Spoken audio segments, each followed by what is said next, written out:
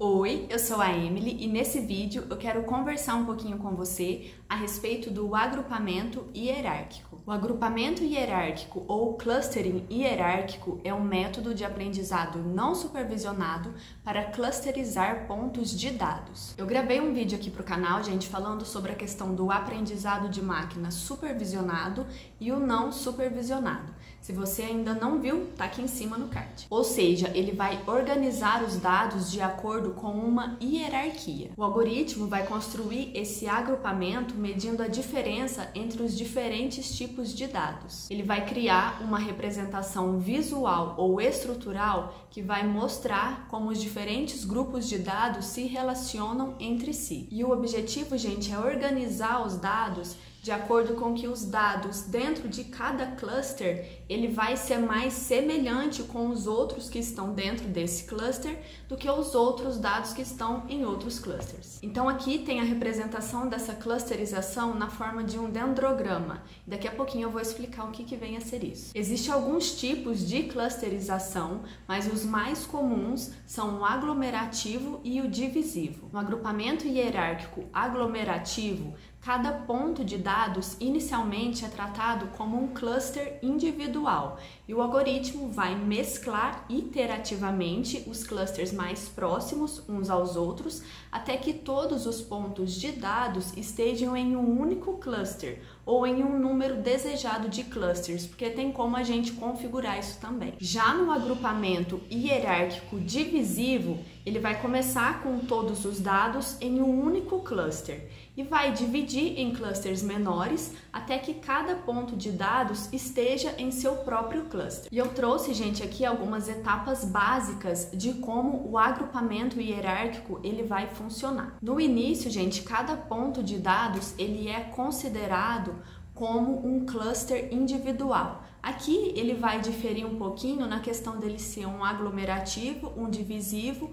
ou alguns outros modelos que existem. Mas essa etapa inicial aqui é a questão de você separar mesmo como que vai ser a estrutura do seu cluster. Na etapa do cálculo da similaridade, você vai calcular a similaridade dos dados se parecerem ou a dissimilaridade, que é o quão diferente esses dados são em cada par de clusters. E isso pode ser feito usando medidas como a distância euclidiana, a distância de Manhattan e a correlação. Vai depender um pouquinho aí de qual que você vai aplicar, dependendo do tipo de agrupamento hierárquico que você está desenvolvendo. Na etapa do agrupamento, os dois clusters mais similares, eles vão ser mesclados para formar um novo cluster.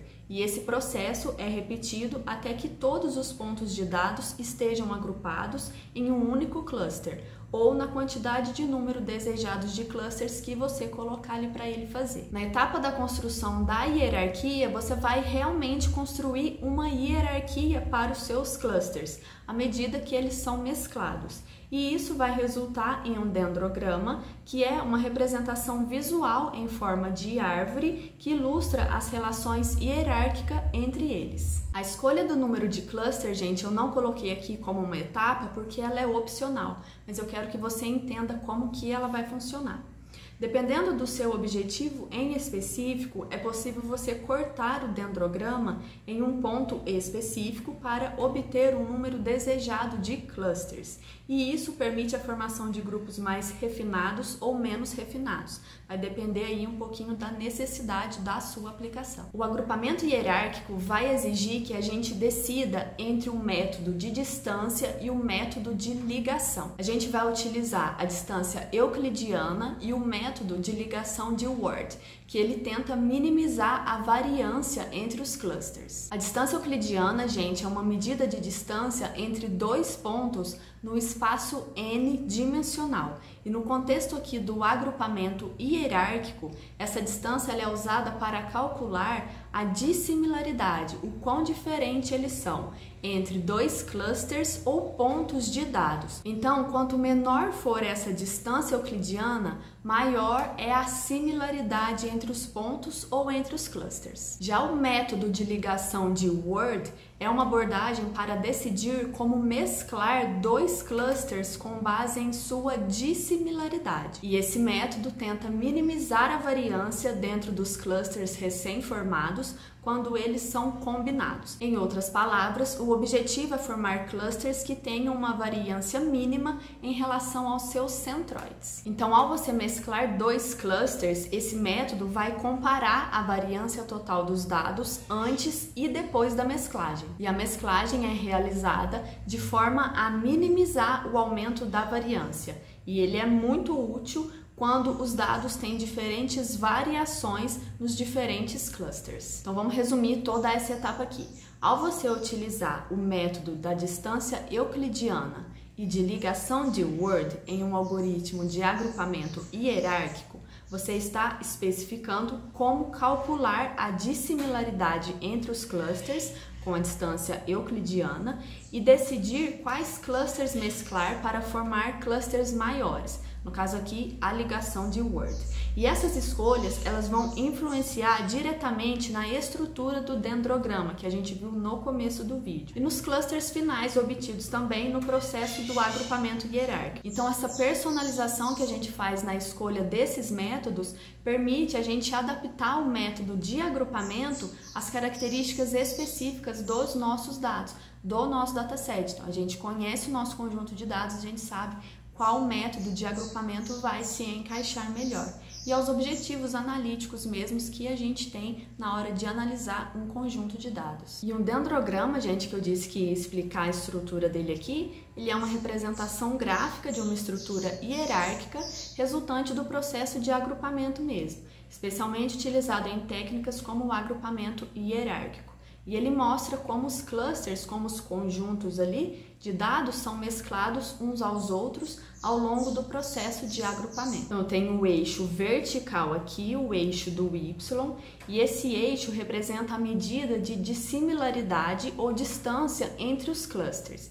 E à medida que você move para cima aqui no eixo, os clusters são mesclados em níveis mais elevados da hierarquia. Já o eixo horizontal aqui, o eixo X, ele mostra os itens individuais ou clusters iniciais e como eles são agrupados à medida que o processo vai avançando ali. Tem as linhas horizontais, que elas representam as fusões de clusters. Então, a altura onde duas linhas horizontais se fundem indicam a dissimilaridade entre os clusters que estão sendo mesclados. Os pontos onde as linhas horizontais se encontram são chamados de nós ou pontos de união, e cada nó representa a fusão de dois clusters. O dendrograma, gente, ele vai ser muito útil para visualizar a estrutura hierárquica dos clusters e pode ajudar a determinar o número ideal de clusters para um determinado conjunto de dados, para um determinado dataset. E ao você cortar um dendrograma em uma determinada altura ali, você consegue agrupamentos diferentes. E a escolha desse ponto de corte